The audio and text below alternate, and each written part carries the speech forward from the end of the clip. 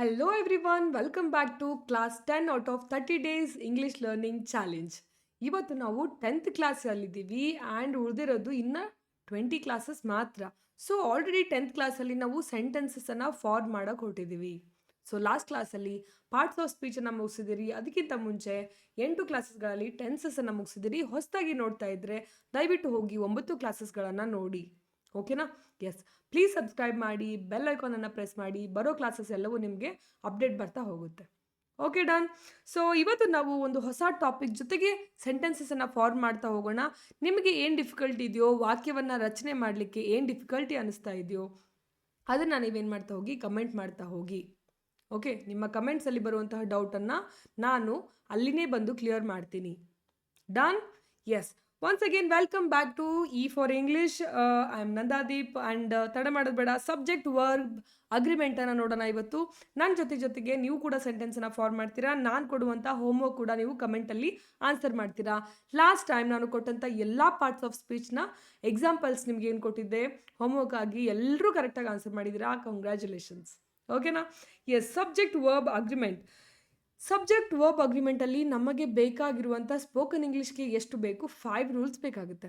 So ಈ 5 rules ನಮಗೆ ಗೊತ್ತಿದ್ರೆ ನಮಗೆ ಈಸಿಯಾಗಿ ಯಾವ ಥರ ಸೆಂಟೆನ್ಸನ್ನು ಮಿಸ್ಟೇಕ್ ಮಾಡದೆ ಕಂಪ್ಲೀಟಾಗಿ 100% ಕರೆಕ್ಟಾಗಿ ನಾವು ಸೆಂಟೆನ್ಸನ್ನು ಹೆಂಗೆ ಫಾರ್ಮ್ ಮಾಡೋದು ಅಂತ ಪರ್ಫೆಕ್ಟಾಗಿ ಗೊತ್ತಾಗುತ್ತೆ. ಈ 5 ರೂಲ್ಸ್ ನಿಮ್ಗೆ ಬೇಕಾಗಿರೋದು. ಸಬ್ಜೆಕ್ಟ್ ವರ್ಬ್ ಅಗ್ರಿಮೆಂಟ್ ಅನ್ನುವ ಹೆಸರಲ್ಲೇ ಗೊತ್ತಾಗುತ್ತೆ.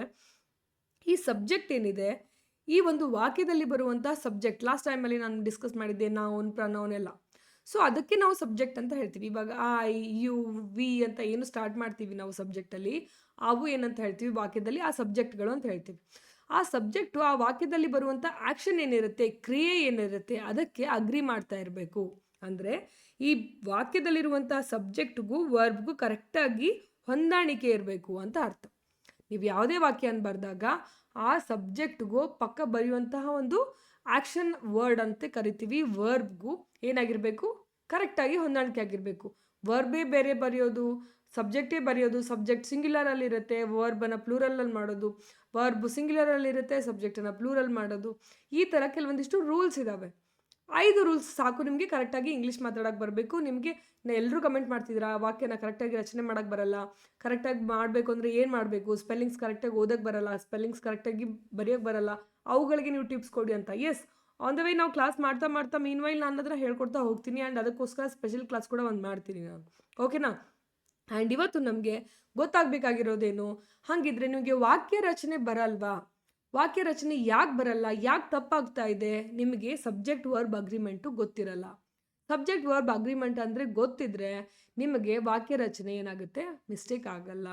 ಎಲ್ಲಿ ಏನು ಹಾಕಬೇಕು. ಸೊ ನೀವು ಟೆನ್ಸಸ್ಸನ್ನು ಕಲ್ತಿದ್ದೀರಾ. ಇವಾಗ 8 ಕ್ಲಾಸಸಲ್ಲಿ ನಾನು 12 ಟೆನ್ಸಸ್ಸನ್ನು ಹೇಳ್ಕೊಟ್ಟಿದ್ದೀನಿ.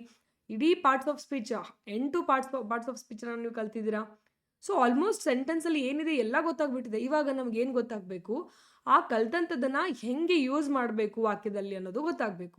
ಸೊ ಇವತ್ತಿನ ಕ್ಲಾಸಿಂದ ನಾವು ವಾಕ್ಯ ರಚನೆಯನ್ನು ಸ್ಟಾರ್ಟ್ ಮಾಡ್ತಾ ಇದ್ದೀವಿ. ಕಂಗ್ರ್ಯಾಚುಲೇಷನ್ಸ್, ಬೇಸಿಕ್ಸನ್ನು ನೀವು ಸ್ಟ್ರಾಂಗ್ ಆಗಿ ಮುಗಿಸ್ಕೊಂಡು ವಾಕ್ಯ ರಚನೆ ಹತ್ರ ಹೊರಡ್ತಾ ಇದ್ದೀರಾ ಇವಾಗ. ಓಕೆನಾ? ಸೊ ರೂಲ್ ನಂಬರ್ 1 ಏನಿದೆ, ಸಬ್ಜೆಕ್ಟ್ ಅಂದರೆ ಏನಂತ ಫಸ್ಟ್ ತಿಳ್ಕೊಂಡ್ಬಿಡೋಣ. ಓಕೆ, ಸಬ್ಜೆಕ್ಟ್ ಅಂದರೆ ಏನು? Ravi and Raj are going to market.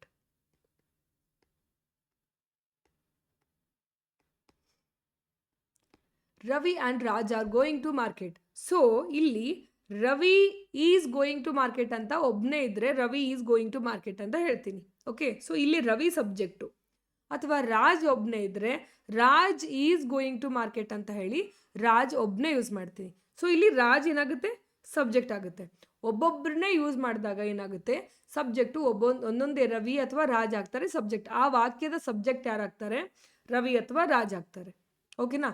So ಈ 2 ಸಬ್ಜೆಕ್ಟ್ ಜಾಯಿಂಡ್ ಬೈ ಆ್ಯಂಡ್ ಅನ್ನೋ ಟಾಪಿಕ್ ರೂಲ್ ಏನಿದೆ, 2 ಸಬ್ಜೆಕ್ಟ್ಗಳು ಬರ್ತವೆ. ರವಿ ಆ್ಯಂಡ್ ರಾಜ್ ಇಬ್ಬರು, Sita and Geeta, Shweta and Smita. So ಇಬ್ಬರು ಸಬ್ಜೆಕ್ಟ್ಗಳು ಒಂದೇ ಸೆಂಟೆನ್ಸಲ್ಲಿ ಬಂದು ಆ ಸೆಂಟೆನ್ಸು ಅವೆರಡು ಶಬ್ದಗಳ ನಡುವೆ ಆ್ಯಂಡ್ ಯೂಸ್ ಮಾಡಿದರೆ, so 2 subjects joined by and ಅಂದರೆ Ravi and Raj both are joined by and. So ಈ ಥರ Ravi and Raj, Sita and Gita, pen and book, house and road, any word, any two words and ಇಂದ ಜಾಯಿನ್ ಆಗಿ ಆ ಸೆಂಟೆನ್ಸ್ ಫಾರ್ಮ್ ಆಗಿದ್ರೆ ನಾವು ಇಲ್ಲಿ ಪಕ್ಕ ಬರುವಂತಹ ವರ್ಬ್ ಏನಿದೆ, ಲುಕ್ ಆಟ್ ದಿಸ್, ಆರ್ ಅನ್ನುವಂಥ ವರ್ಬ್ ಏನಿದೆ ಇಲ್ಲಿ, look at the screen, are ಅನ್ನುವಂಥ ವರ್ಬ್ ಏನಿದೆ ಇದನ್ನು ನಾವು ಪ್ಲೂರಲಲ್ಲೇ ಬಳಸಬೇಕು.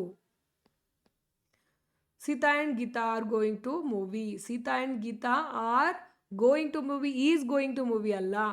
ಓಕೆ, ಕೆಲವೊಬ್ರಿಗೆ ಹೆಂಗೆ ಅನ್ಸುತ್ತೆ, ಇಲ್ಲಿ ರಾಜ್ ಒಬ್ಬನೇ ಇದ್ದಾನಲ್ಲ ಮತ್ತೆ ಇಲ್ಲಿ ಈಸ್ ಬರಬೇಕಲ್ವಾ? ಇಲ್ಲ, ರವಿ ಆ್ಯಂಡ್ ರಾಜ್ ಇಬ್ಬರನ್ನು ಸೇರಿಸಿ ನಾವು ಕನ್ಸಿಡರ್ ಮಾಡ್ತೀವಿ. ಅವರು ಇಬ್ಬರು ಟೂ ಇಂಡಿವಿಜುವಲ್ಸ್, ಇಬ್ಬರು ಬೇರೆ ಬೇರೆ ವ್ಯಕ್ತಿಗಳು. ಬೇರೆ ಬೇರೆ ವ್ಯಕ್ತಿಗಳ ಬಗ್ಗೆ, ಬೇರೆ ಬೇರೆ ವಸ್ತುಗಳ ಬಗ್ಗೆ, ಎರಡು ಇಂಡಿವಿಜುವಲ್ ಐಟಮ್ಸ್ ಬಗ್ಗೆ ನಾವು ಅಲ್ಲಿ ಮಾತಾಡ್ತಾ ಇದ್ದೀವಿ ಅಂದರೆ ಅಲ್ಲಿ ಆರನ್ನೇ ಯೂಸ್ ಮಾಡಬೇಕು. Ravi and Raj are going to market. ಹಾಗಿದ್ರೆ ಇವು ಬೇರೆ ಬೇರೆ, ಹಾಗಿದ್ರೆ ಸೇಮ್ ಇದ್ರೆ ಎರಡೂ ಸೇಮ್ ಅಂದರೆ ಹೆಂಗಾಗುತ್ತೆ ನೋಡಿ, ಕಂಡೀಷನ್ ಅದೇ ಈ ಒಂದು ರೂಲಲ್ಲಿರುವಂಥ ಕಂಡೀಷನ್. ಟೂ ಡಿಫ್ರೆಂಟ್ ಸಬ್ಜೆಕ್ಟ್, ಇಲ್ಲಿ two different subject, Ravi and Raj are going to market, ಇದು two different subject. Two different subject ಇಲ್ಲ ಅಂದರೆ, ಸೇಮ್ ಆಗಿದ್ರೆ, ಬರುವಂಥ ಸಬ್ಜೆಕ್ಟ್ಸ್ ಏನಿದೆ ಸೇಮ್ ಇದ್ರೆ ಅಂದರೆ, ಇವಾಗ ಫಾರ್ ಎಕ್ಸಾಂಪಲ್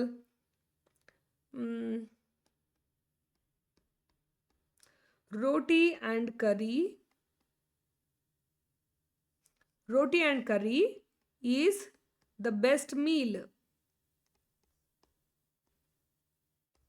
ನೋಡಿ ಇಲ್ಲಿ ರೋಟಿ ಆ್ಯಂಡ್ ಕರಿ ಎರಡು ಬೇರೆ ಬೇರೆನಾ, ಬಟ್ ನಾವು ಅದನ್ನು ಒಂದೇ ಮೀಲ್ ಆಗಿ, ಒಂದೇ ಊಟವಾಗಿ ತಿಂತೀವಿ. For example bread and butter is the best combination.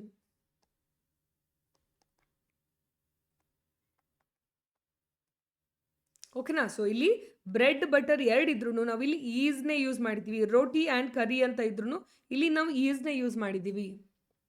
ಓಕೆನಾ? ಸೊ ಎರಡು ಎಂಟಿಟಿಗಳು, ಎರಡು ಯೂನಿಟ್ಗಳನ್ನ ಒಟ್ಟಿಗೆ ಸೇರಿಸಿ ನಾವು ಒಂದೇ ಯೂನಿಟ್ ಅಂತ ಕನ್ಸಿಡರ್ ಮಾಡುವಂತಹ ಶಬ್ದಗಳಿಗೆ ನಾವು ಈಸನ್ನು ಯೂಸ್ ಮಾಡ್ತೀವಿ. ಇವಾಗ ರವಿ ಬೇರೆ, ರಾಜ್ ಬೇರೆ, ಸೀತಾ ಬೇರೆ, ಗೀತಾ ಬೇರೆ, ಶ್ವೇತಾ ಬೇರೆ, ಸ್ಮಿತಾ ಬೇರೆ, ಅವರಿಬ್ಬರನ್ನು ಒಂದೇ ಎಂಟಿಟಿ ಅಂತ ಹೇಳಿ ಕರೆಯೋಕ್ಕಾಗಲ್ಲ. ಸೊ ಅವಾಗ ಏನು ಮಾಡ್ತೀವಿ ನಾವು ಆರ್ ಯೂಸ್ ಮಾಡ್ತೀವಿ. ಸೊ ಈ ಥರ roti and curry, bread and butter ಒಂದೇ ಥರದಂತಹ ಒಂದೇ ಪ್ಯಾಕೇಜಲ್ಲಿ ಇಡ್ಬೋದಾದಂತಹ ಥಿಂಗ್ಸ್ ಇದ್ದರೆ ಅವುಗಳಿಗೆ ನಾವು ಈಸನ್ನೇ ಯೂಸ್ ಮಾಡ್ತೀವಿ. ಇದು ರೂಲ್ ನಂಬರ್ 1. ಸೊ ಯಾವಾಗ ನಾವು ಆ್ಯಂಡ್ ಯೂಸ್ ಮಾಡಿದಾಗ, ನೀವು ಯಾವಾಗೆಲ್ಲ ವಾಕ್ಯ ರಚನೆ ಮಾಡುವಾಗ ಅಲ್ಲಿ ಆ್ಯಂಡ್ ಬರುತ್ತೆ. ಎರಡು ಶಬ್ದಗಳ ನಡುವೆ ನಾನು ಮಾತಾಡ್ತಾ ಇರೋದು, ಎರಡು ಸಬ್ಜೆಕ್ಟ್ಗಳ ನಡುವೆ. ಸಬ್ಜೆಕ್ಟ್ ಅಂದರೆ ಯಾವುದು? Roti is a subject, curry is a subject, bread, butter, Ravi, Raj, ಈ ಎರಡು ಸಬ್ಜೆಕ್ಟ್ಗಳ ಮಧ್ಯೆ ಆ್ಯಂಡ್ ಬಂದಾಗ ಇಲ್ಲಿ ನೆಕ್ಸ್ಟ್ ಬರುವಂತಹ verb, auxiliary verb, helping verb ಅಂತ ನಾನು ಹೇಳಿದ್ದೀನಿ ನಿಮಗೆ ಆಲ್ರೆಡಿ ಕಲಿಸುವಾಗ, ಟೆನ್ಸಸ್ ಹೇಳುವಾಗ. ಓಕೆ, ಸೊ ಈ ಒಂದು ಆಕ್ಸಿಲರಿ ವರ್ಬ್ ಆಗಲಿ ಹೆಲ್ಪಿಂಗ್ ವರ್ಬ್ ಆಗಲಿ ಏನಾಗುತ್ತೆ, ಆರ್ ಆಗಿ ಈಸ್ ಆಗಿ ಬದಲಾಗುತ್ತೆ according to the subjects used there. This is rule number 1. Done. So next ನಾವು ರೂಲ್ ನಂಬರ್ 2 ನೋಡೋಣ. Rule number 2, two subjects joined by or nor, or nor. ಓಕೆನಾ? Or ಮತ್ತು ನಾರ್ ಜಾಯಿನ್ ಮಾಡಿರ್ತವೆ. ಹೆಂಗೆ? Either Ravi or his friends have done it. ಇಲ್ಲೇನಾಗುತ್ತೆ, ಈ ಒಂದು either Ravi or his friends have ಅನ್ನುವಂಥ ವರ್ಬ್ ಎಲ್ಲಿದೆ ಇಲ್ಲಿ? ಫಸ್ಟು ಈ ಸೆಂಟೆನ್ಸಲ್ಲಿ ವರ್ಬ್ ಎಲ್ಲಿದೆ? ಹ್ಯಾವ್ ಡನ್, ಇದು ವರ್ಬ್. ಈ ಥರ either Ravi or neither, either or nor, ಈ ಸಿಸ್ಟಮ್ ಏನಿದೆ, ಈದರ್ ಆರ್ ನೀದರ್ ಆರ್ ಏನಿದೆ, ಈ ಥರ ವರ್ಡ್ಸ್ಗಳು ಬಂದಾಗ ಈ ಒಂದು ಕ್ರಿಯಾಪದ ಏನಿದೆ ವರ್ ಲೇಟ್, ಇದು ಕ್ರಿಯಾಪದ. ಓಕೆ, ಇದು ವರ್ಬ್. ಸೊ ಇಲ್ಲೇನಾಗುತ್ತೆ, ವರ್ಬ್ಗೆ ಯಾವ ಸಬ್ಜೆಕ್ಟ್ ಹತ್ರ ಇದೆಯೋ ಆ ಒಂದು ಪ್ಲೂರಲ್ ಇದ್ದರೆ ಅಲ್ಲಿ ವರ್ಬ್ ಪ್ಲೂರಲ್ ಆಗುತ್ತೆ, ಇಲ್ಲಿ ಸಿಂಗ್ಯುಲರ್ ಇದ್ದರೆ ಅಲ್ಲಿ ಸಿಂಗ್ಯುಲರ್ ಆಗುತ್ತೆ. ಆ ಥರ ವರ್ಬ್ ಪಕ್ಕ ಹತ್ರ ಇರೋದು ಪ್ಲೂರಲ್ ಇದ್ದರೆ ಅದು ಪ್ಲೂರಲ್, ಇದು ಸಿಂಗ್ಯುಲರ್ ಇದ್ದರೆ ಅದು ಸಿಂಗ್ಯುಲರ್. ಹೆಂಗೆ ವರ್ಕ್ ಆಗುತ್ತೆ ನೋಡಿ, either Ravi or his friends, ಈ ಫ್ರೆಂಡ್ಸ್ ಅನ್ನುವಂಥ ಸಬ್ಜೆಕ್ಟ್ ಏನಿದೆ, ರವಿ ಅಂದರೆ ಎರಡು ಸಬ್ಜೆಕ್ಟ್ ಇದೆ, ರವಿ ಸಿಂಗ್ಯುಲರ್ ಸೈಡ್ ಇದ್ದಾನೆ, ಫ್ರೆಂಡ್ಸು ಪಕ್ಕನೇ ಇದೆ, ವರ್ಬ್ನ ಪಕ್ಕ ನಿಯರೆಸ್ಟ್ ಇದೆ. ಸೊ ವರ್ಬ್ನ ನಿಯರೆಸ್ಟ್ ಯಾವುದಿರುತ್ತೆ, ಇದು ಪ್ಲೂರಲ್ ಇದ್ದರೆ ಇಲ್ಲಿ ಹ್ಯಾವ್ ಪ್ಲೂರಲ್ಲೇ ಆಗುತ್ತೆ, ಹ್ಯಾಸ್ ಬರೆಯಲ್ಲ, ನಾವಿಲ್ಲಿ ಹ್ಯಾಸ್ ಬರೆಯಲ್ಲ. ಓಕೆನಾ? So either Ravi or his friends have done it. ಅರ್ಥ ಆಗ್ತಿದ್ಯಾ? ಸೊ ಈ ಹ್ಯಾವ್ ಡನ್ ಈ ವರ್ಬ್ನ ಸಮೀಪ ಇರುವಂತಹ ಸಬ್ಜೆಕ್ಟು ಫ್ರೆಂಡ್ಸ್ ಅನ್ನೋದು ಪ್ಲೂರಲಲ್ಲಿ ಇರೋದ್ರಿಂದ ನಾವು ಇಲ್ಲಿ ಹ್ಯಾವ್ ಅಂತ ಯೂಸ್ ಮಾಡ್ತೀವಿ.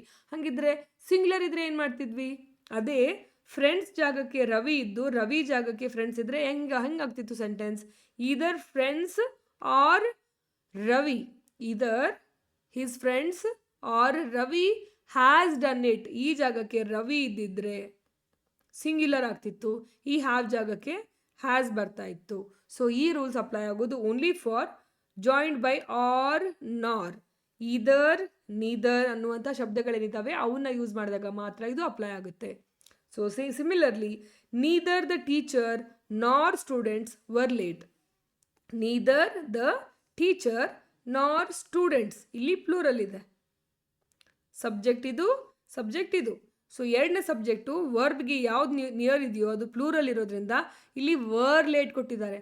ಹಾಗಿದ್ರೆ ಈ ಸೆಂಟೆನ್ಸ್ ಈ ಥರ ಇದ್ದಿದ್ರೆ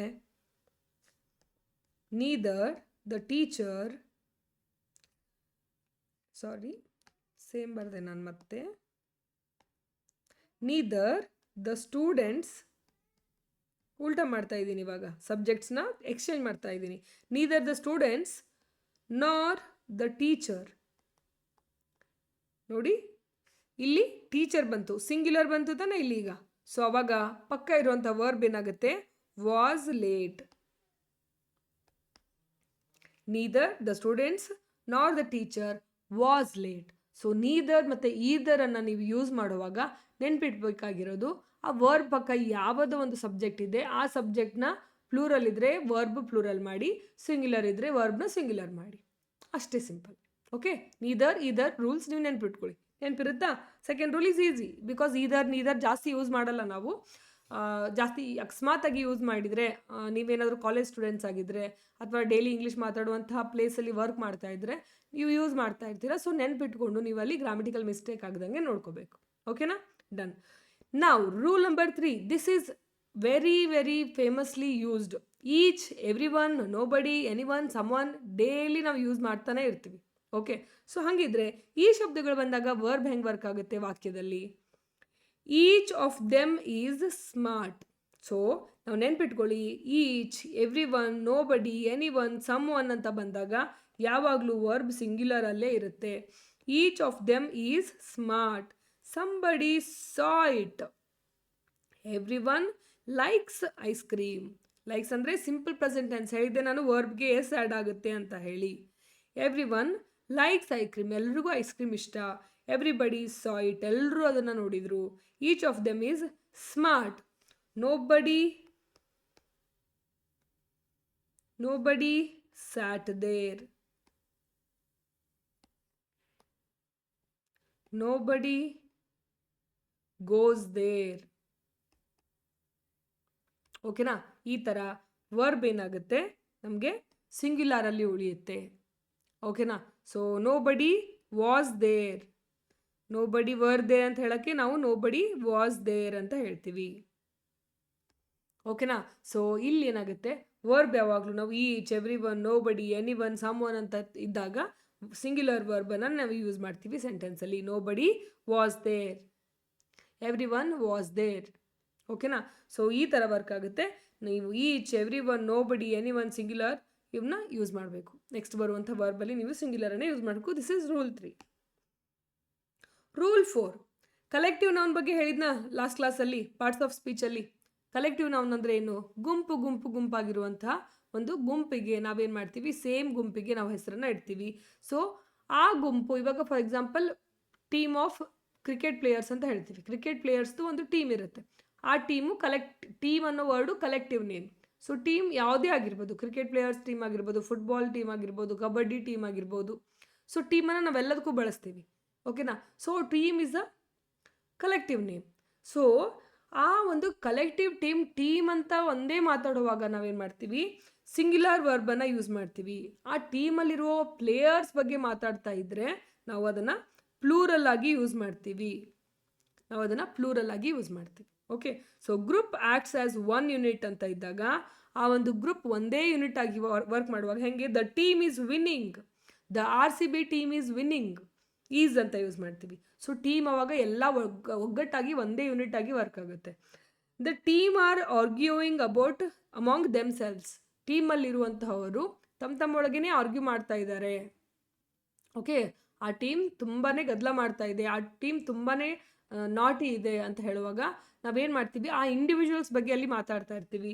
the team are arguing themselves, ಅವಾಗ ಆರ್ ಬರುತ್ತೆ. ಸೊ ಟೀಮಲ್ಲಿರೋ ಮೆಂಬರ್ಸ್ನ ಇಂಡೈರೆಕ್ಟ್ಲಿ ದ ಟೀಮ್ ಅಂತ ಹೇಳಿ ಅಡ್ರೆಸ್ ಮಾಡಿದಾಗ, ಸೊ ಆರ್ಗ್ಯೂಯಿಂಗ್ ಯಾರು ಆರ್ಗ್ಯೂ ಮಾಡ್ತಾರೆ? ಟೀಮೇ ನಿಂತ್ಕೊಂಡು ಆರ್ಗ್ಯೂ ಮಾಡುತ್ತಾ ಇಲ್ಲ, ಟೀಮಲ್ಲಿರುವಂಥ ಪ್ಲೇಯರ್ಸ್ ಯಾರಿರ್ತಾರೆ ಅವ್ರು ಏನು ಮಾಡ್ತಾರೆ, ಒಬ್ರಿಗೊಬ್ರು ಆರ್ಗ್ಯುಮೆಂಟ್ ಮಾಡ್ತಾ ಇರ್ತಾರೆ. ಆವಾಗ ನಾವು ಈ ಥರ ಯೂಸ್ ಮಾಡ್ತೀವಿ, the team are arguing among themselves. Otherwise the team is winning, the team is losing, this is the best team, ಈ ಥರ ನಾವು ಯೂಸ್ ಮಾಡ್ತೀವಿ ಒಂದೇ ಯೂನಿಟ್ ಆಗಿ.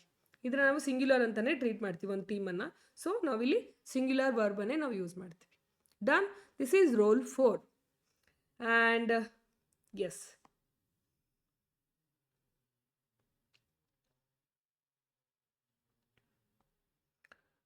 ರೂಲ್ 5. 4 ರೂಲ್ಸ್ ಆಯಿತು.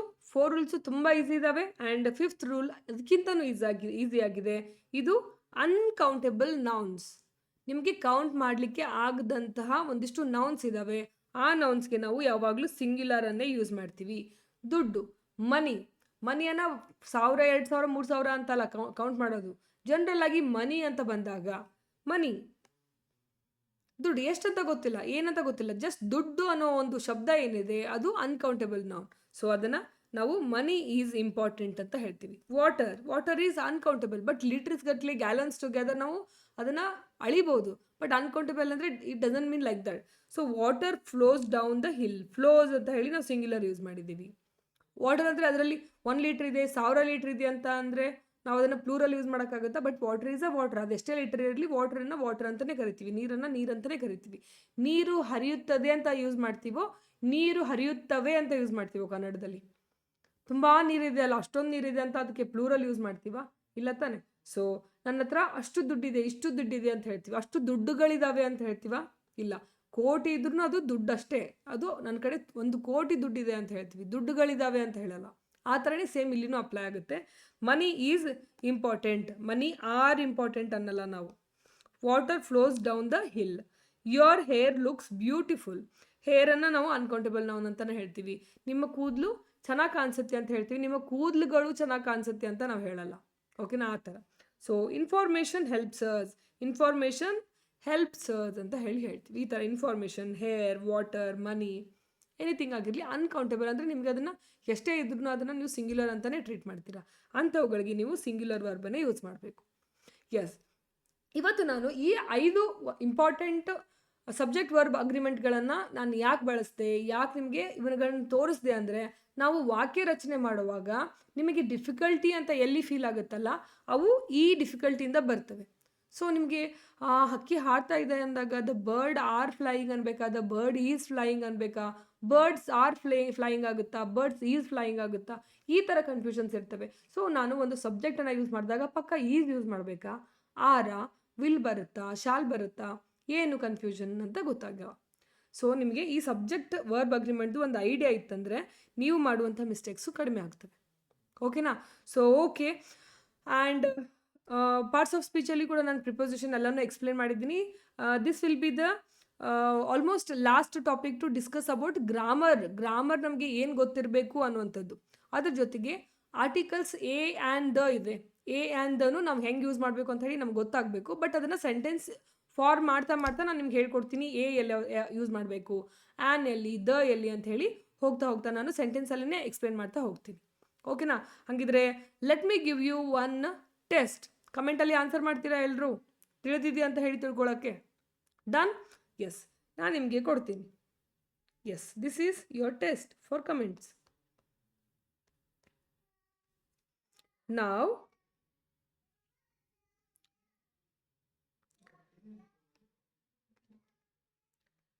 mango and papaya, my favorite fruits.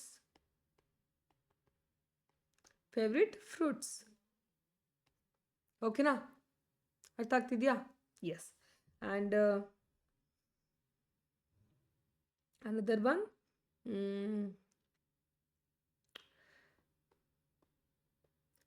Payasa and ತುಪ್ಪ ಅಥವಾ ಗೀ ಅಂತ ತಗೊಳ್ಳೋಣ. ಪಾಯಸ ಆ್ಯಂಡ್ ಗೀ. ಪಾಯಸದಲ್ಲಿ ಗೀ ಹಾಕೊಂಡು ತಿಂತೀರ ತಾನೆ. Payasa and ghee dash is the best festival food.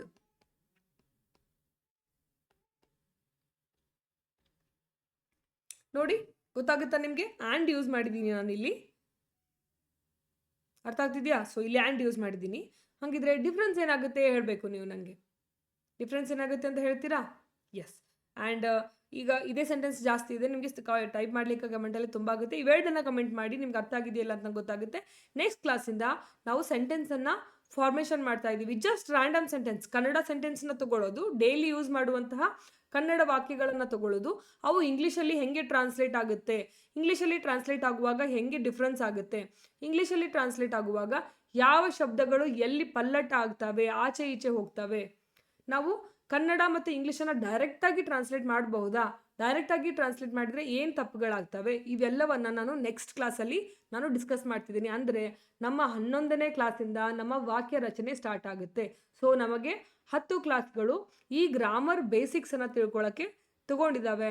Next ಬರುವಂತಹ 20 ಕ್ಲಾಸ್ಗಳಲ್ಲಿ ನಾವೇನು ಮಾಡ್ತೀವಿ, ಡೇ ಟು ಡೇ ಬಳಸುವಂತಹ ಭಾಷೆ, ನಾವು ವಾಕ್ಯ ರಚನೆಯನ್ನು ಸ್ಟಾರ್ಟ್ ಮಾಡ್ತೀವಿ. ಕನ್ನಡದಿಂದ ಟ್ರಾನ್ಸ್ಲೇಟ್ ಮಾಡೋಕ್ಕೆ ಟ್ರೈ ಮಾಡ್ತೀವಿ. ಟ್ರಾನ್ಸ್ಲೇಟ್ ಆಗುತ್ತಾ ಇಲ್ವಾ, ಆಗುವಾಗ ಏನು ಡಿಫಿಕಲ್ಟಿ ಆಗುತ್ತೆ ಅಂತ ನೋಡ್ಕೊಂಡು ನಿಮ್ಮೇ ಸ್ವಂತವಾಗಿ ನೀವು ಒಂದೊಂದು ಪ್ಯಾರಾಗ್ರಾಫನ್ನು, ಒಂದೊಂದು ಕಥೆಯನ್ನು ಹೇಳೋ ಮಟ್ಟಿಗೆ ನಿಮ್ಮ ಇಂಗ್ಲೀಷ್ ಸುಧಾರಿಸ್ಕೊಳ್ಳೋಕ್ಕೆ ಇದು ಹೆಲ್ಪ್ ಆಗುತ್ತೆ. ಓಕೆನಾ?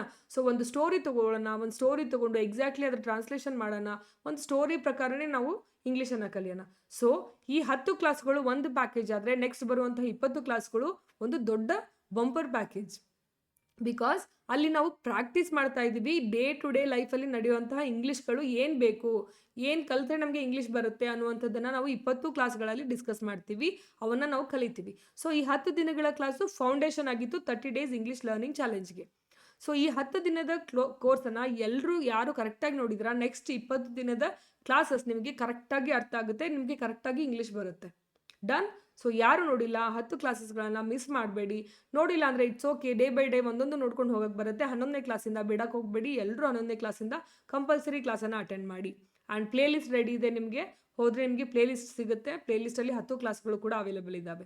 ಸೊ ಇವತ್ತು ನಾವು 10th ಕ್ಲಾಸನ್ನು ಗ್ರಾಮರ್ ಫೌಂಡೇಶನನ್ನು ನಾವು ಕಂಪ್ಲೀಟ್ ಮಾಡಿ ನೆಕ್ಸ್ಟು ಒಂದು ದೊಡ್ಡ ಹೆಜ್ಜೆ ಇಡ್ತಾ ಇದ್ದೀವಿ ವಾಕ್ಯ ರಚನೆ ಕಡೆ 11ನೇ ಕ್ಲಾಸಿಂದ. ಸೊ ಡೋಂಟ್ ಮಿಸ್, ಸಬ್ಸ್ಕ್ರೈಬ್ ಮಾಡಿ, ಬೆಲ್ ಐಕಾನನ್ನು ಪ್ರೆಸ್ ಮಾಡಿ, ಸೊ ದ್ಯಾಟ್ ನಿಮಗೆ ನಾಳೆ ಅಪ್ಲೋಡ್ ಆದಾಗ ವಿಡಿಯೋ ನೋಟಿಫಿಕೇಶನ್ ಬರುತ್ತೆ, ನೀವು ಮಿಸ್ ಮಾಡ್ಕೊಳ್ಳೋದು ತಪ್ಪುತ್ತೆ. ಓಕೆನಾ? ಸೊ 10 ಕ್ಲಾಸ್ಗಳನ್ನು ನೋಡಿದ್ದೀನಿ ಮ್ಯಾಮ್, ನಾನು ಕರೆಕ್ಟಾಗಿ ಎಲ್ಲ ಅರ್ಥ ಆಗಿದೆ, 11ನೇ ಕ್ಲಾಸಿಗೆ ನಾನು ರೆಡಿ ಇದ್ದೀನಿ ಅಂದರೆ ರೆಡಿ ಇದ್ದೀನಿ 11th ಕ್ಲಾಸ್ಗೆ ನಾನು ಮ್ಯಾಮ್ ಅಂತ ಹೇಳಿ ಕಮೆಂಟ್ ಹಾಕಿ. I will be watching you. Okay? 11ನೇ ಕ್ಲಾಸಿಂದ ನಾವು ನಡುವೆ ಲೈವ್ ಕ್ಲಾಸ್ ಕೂಡ ಬರ್ತೀವಿ. ಲೈವ್ ಕ್ಲಾಸಲ್ಲಿ ನೀವು ಲೈವ್ ಆಗಿ ನನಗೆ ಕ್ವಶನ್ಸ್ ಕೇಳ್ಬೋದು, ಲೈವ್ ಆಗಿ ನನಗೆ ಡೌಟ್ ಕೇಳ್ಬೋದು, ನಾನು ಲೈವ್ ಆಗಿ ಆನ್ಸರ್ ಮಾಡ್ತೀನಿ. ಓಕೆನಾ? ಸೊ 11th ಕ್ಲಾಸಲ್ಲಿ in between 11th 12th 13th ಆಗಿರ್ಬೋದು, ಇನ್ ಬಿಟ್ವೀನ್ ನಾವು ಲೈವ್ ಕ್ಲಾಸಸ್ಸಲ್ಲಿ ಬರ್ತೀವಿ. ಓಕೆನಾ? ಡನ್. ಹಾಗಿದ್ರೆ thank you so much for watching. ನಾನು 11ನೇ ಕ್ಲಾಸಿಂದ ವಾಕ್ಯ ರಚನೆಯನ್ನು ತೊಗೊಂಡು ಬರ್ತಾ ಇದ್ದೀನಿ. Keep watching E4 English. Thank you so much.